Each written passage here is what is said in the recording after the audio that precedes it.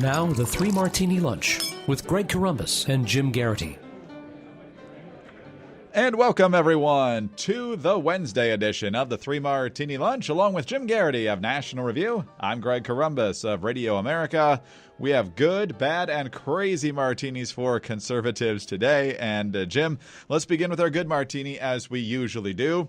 Jerry Nadler is a New York Democratic congressman who's also chairman of the House Judiciary Committee. And he needs more toner in his copier or his printer because he is issuing subpoenas at a ridiculous rate right now. Not just Don McGahn, not just Attorney General William Barr. Now he's going after Hope Hicks and another woman who was on the White House staff. I think Ann Donaldson is her name. And maybe, just maybe now, he's going to go after Robert Mueller himself. You know, the one that the Democrats actually thought was going to be the linchpin to bringing down the Trump presidency. Well, maybe not so much, because he's not even going to give them the sound bites they want, potentially in a congressional hearing. This is yesterday. Manu Raju of CNN tweets this out. News. Special counsel Robert Mueller's team has expressed reticence to him testifying publicly in front of the House Judiciary Committee, according to sources familiar with the matter. His team has expressed that he does not want to appear political. And then in the larger story, it says special counsel Robert Mueller's team again has expressed reticence, doesn't want to appear political after staying behind the scenes for 2 years and not speaking as he conducted his investigation into President Trump. One option is to have him testify behind closed doors, but sources caution numerous options are being considered in the negotiations between the committee and the special counsel's team. Justice officials are generally supportive of how the special counsel's team is proceeding with negotiations.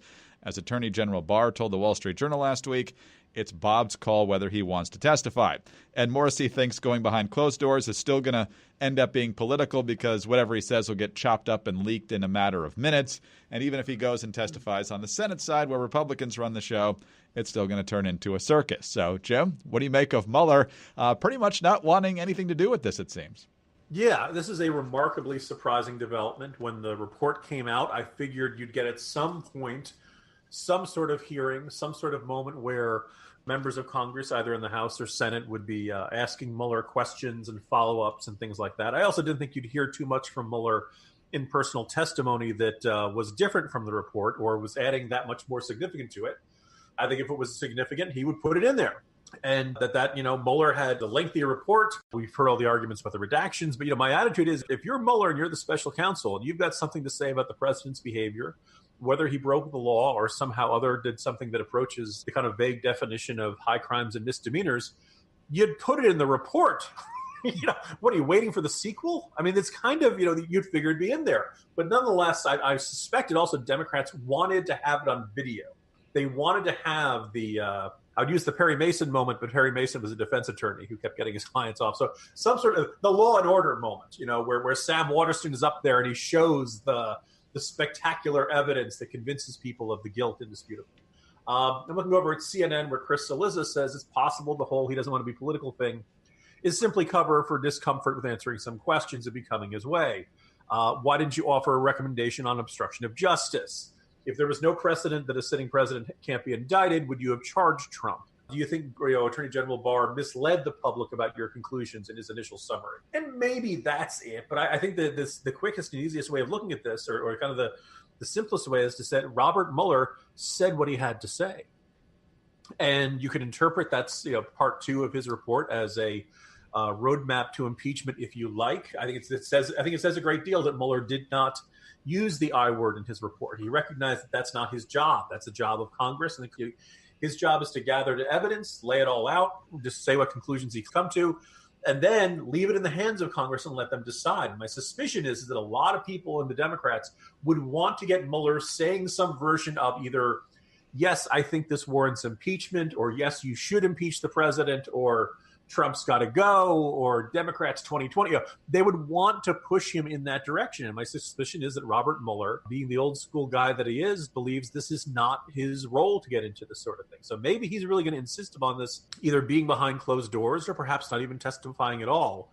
And you got to figure that for the Trump administration, that is a big improvement over the idea of this giant Comey testifying 2.0 type big dramatic showdown on Capitol Hill. And I think also makes the case for impeachment a little bit tougher. if you don't have Mueller on camera laying it all out and making the argument for it. Again, I think my suspicion is that if Mueller really believed that this was, a slam dunk decision that required impeachment, he would be eager to go out and do that. The fact that he doesn't want to do that suggests to me he believes it's not his decision to make and that Congress has to decide its own path on this. How funny will it be if Jerry Nadler tries to subpoena Bob Mueller? Well, the thing I observed, late in the morning jolt today, Greg, remember when De Niro was playing him on SNL as the ultimate tough guy who wasn't afraid of anything and all that kind of stuff? My suspicion is that Mueller's reputation, at some point when all is said and done, Mueller will get a giant, painful course correction in his reputation, and people will start complaining that he wimped out or that he dropped the ball or that he somehow didn't do what he needed to do because Democrats were counting on him basically making the argument in favor of impeachment. Speaking of thoroughly destroyed reputations, let's move to our bad martini now, Jim. And we go to Virginia, where it was just at the very end of January that we learned that Virginia Governor Ralph Northam had a curious entry on his 1984 yearbook page for the Eastern Virginia Medical School. And that's where, of course, we saw the picture of one person in blackface, one person in a Klansman hood, and Ralph Northam apologized for being insensitive and being part of that, and then lo and behold, the next day said that, actually, I've vigorously remembered that that wasn't me. There's been an investigation now. Here is NBC News. An independent investigation into a racist photo on Virginia Governor Ralph Northam's 1984 medical school yearbook page, quote, could not conclusively determine whether he is one of the two people in the picture, according to the findings released Wednesday. While investigators noted that Northam has made, quote, inconsistent public statements about whether he participated in the photo, which features a person in blackface and another in a Ku Klux Klan robe, they were unable to find anyone who could shed light on the image on the governor's personal page in his medical school yearbook. Quote, no individual that we interviewed has told us from personal knowledge that the governor is in the photograph, and no individual with knowledge has come forward to us to report that the governor is in the photograph, investigators said in their 36-page report. In addition, investigators said they found no information that the racist image was placed on Northam's personal page in error or for another reason not at his direction. They could also not determine the photo's origin, although investigators said those we interviewed thought the photograph may have occurred at a Halloween party, you think, or perhaps a costume party with the theme of odd couples or opposites. Jim, I'm not sure whether this investigation lasted 15 minutes or 20, but we have zero conclusions from this thing. And the fact is that if nobody came forward to say, oh, no, that's not Ralph, that's Phil and Dave. I remember those guys. Nobody saying that, he's probably in there. Greg, it's amazing it takes 64 pages to say, yeah, we couldn't figure anything out. Now, the thing is, I have a forthcoming corner post on this, and I really want to tweak the universe. Like, as far as I can tell, this was a genuine investigation. This was independent, but you almost wonder if it's worth releasing if you can come to so few conclusions about anything. One of the things that kind of struck me is, so that apparently just happened. It just appeared one day. So I think, I was trying to think about other things that are they're important, they're significant, but nobody can really explain them. And Greg, what came to my mind were the Easter Island statues, the crystal skulls. Put aside the Indiana Jones movie, the actual phenomenon of crystal skulls, and people wonder how they were carved and things like that. The Voynich manuscript, the Antikythera mechanism. I'm getting really into my obscure X-Files and Indiana Jonesy type stuff. But all these mysterious artifacts that no one on Earth can possibly explain. Now we can add Ralph Northam's medical school yearbook photos. I mean, it's worth understanding. Look, give him credit. This goes back all the way to that ancient era of the mid-1980s. And look, it's just there's no way to imagine how anybody could possibly know from that far back how this could happen and how it got there, who's in it. Greg, how in the world could something like that end up on the page of a guy who says his nickname was Coon Man? It's a mystery. It's just beyond that. I mean, to me, this struck me as the most enigmatic and baffling image to spontaneously appear since the Shroud of Turin. And I realize half the people are now Googling what all those are. This is what's taking up space in my head, dear listeners, instead of, things I actually need to know. But then, this is deeply frustrating, not that shocking. If there's any one kind of intriguing conclusion in it, it's that apparently the school knew about this for several elections now.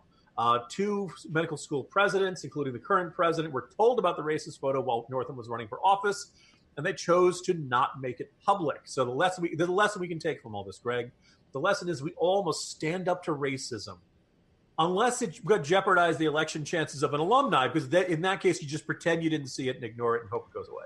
Yes, he's still in office, basically because, as we've mentioned before, the lieutenant governor and the attorney general are also facing scandal. The attorney general with his blackface scandal of his own, and the lieutenant governor, Justin Fairfax, facing two different sexual assault allegations. So therefore, Ralph Northam gets to stay. And I don't usually encourage people to click on the actual stories that we're using for this, but we're using NBC News. The headline, "Unclear if Virginia Governor Northam Post and Racist Yearbook Picture Investigation Finds." The photo is a picture of Northam at his February 2nd press conference trying to explain why he actually wasn't in the photo, even though he said he was the day before. The look on his wife's face next to him while he's giving this "why don't you believe me" like pose is fantastic. I highly encourage everyone to look at Photo of the year. Yes. All right. Let's move on to our crazy martini now. Jim, yesterday we were talking about human waste of one kind on the streets of San Francisco and how $70+ million a year to clean it up still isn't enough. But Washington State is going a step farther.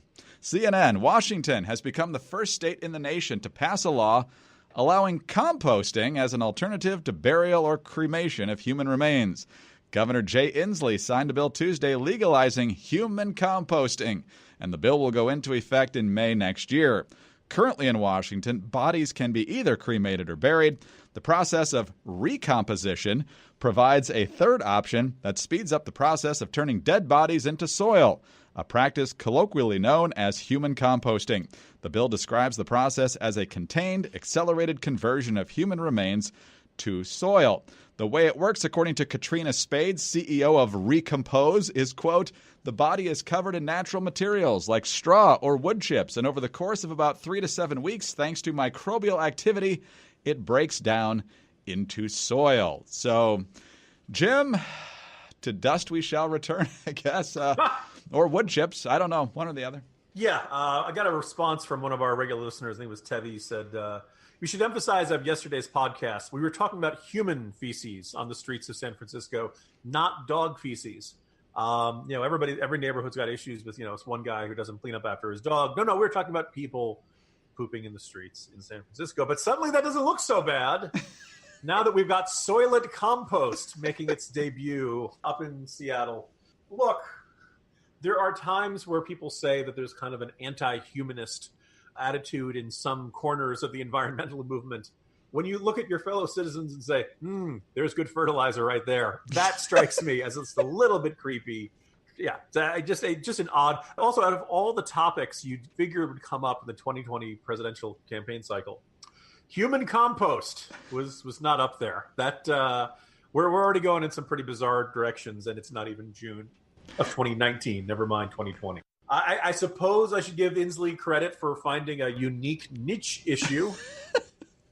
I just prefer my political rhetoric to be less focused on decay. Am I strange in that way, Greg? I don't think so.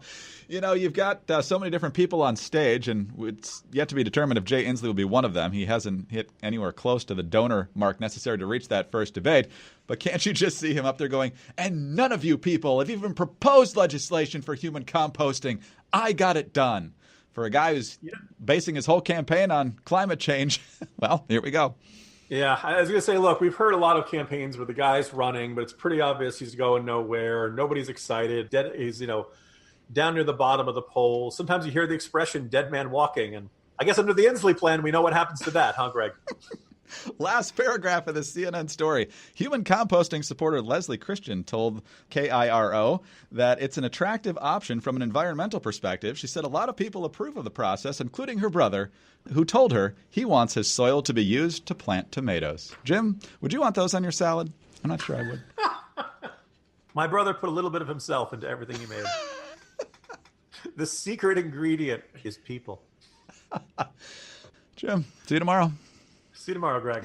Jim Geraghty of National Review.